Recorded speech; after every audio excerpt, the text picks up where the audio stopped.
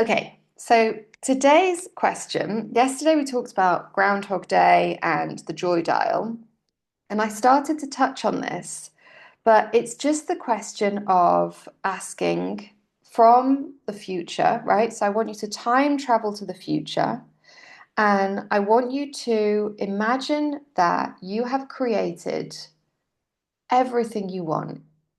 Okay? If you don't know what you want yet, that's okay. We're going to do the want workshop this weekend. But just time travel forward and just let yourself imagine that you have developed the skills, developed the capacity, created the connections, done everything you need to do to create the life that you want. And now you're looking back. So for me, when I do this exercise right now, it changes depending on what I wanted. When I was living in Spain and Rita was ill, I was just imagining being in France. Now I've been in France for a year. I live in France. It's done, right? It was done as soon as I got here. And I did it in 3 months. From decision to go to actually being in France, I think it was October. Yeah, it was mid-October or end of October. I'm going to find the date because I'm always like, it's interesting.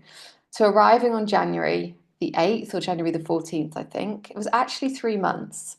This is to change country, close a business, set up a business, do lots of things. So I want you to know that you can create enormous change very quickly once you decide, okay? But right now, what I do is I imagine myself on the steps of the chateau and I've got my coffee in my hands. It's actually a hot chocolate because it's the afternoon, right? So I imagine the sun on my face.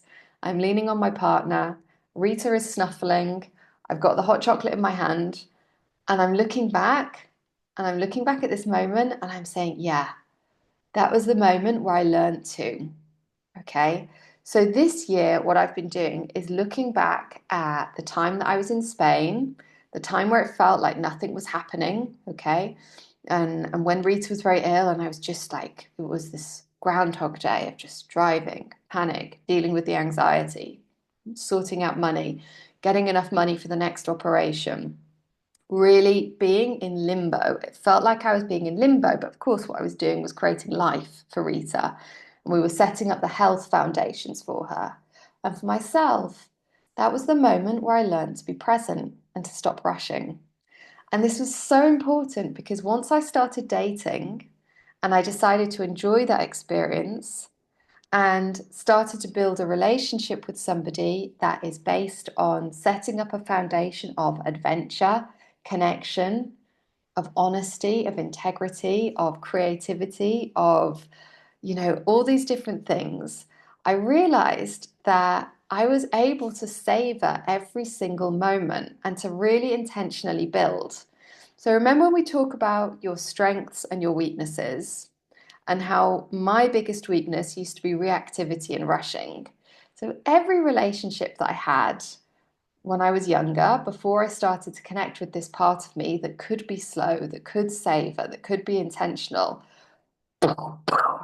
I'd meet someone, we'd move in together, and then there'd be a 6-year relationship or a 9-year relationship.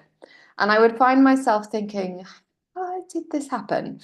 Right? Or just kind of reeling from it and not knowing quite how to get out of it, okay? Because I'd created it so quickly.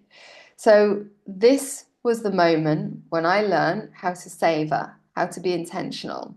So I'm going to ask you to think about today. What are you learning to do right now?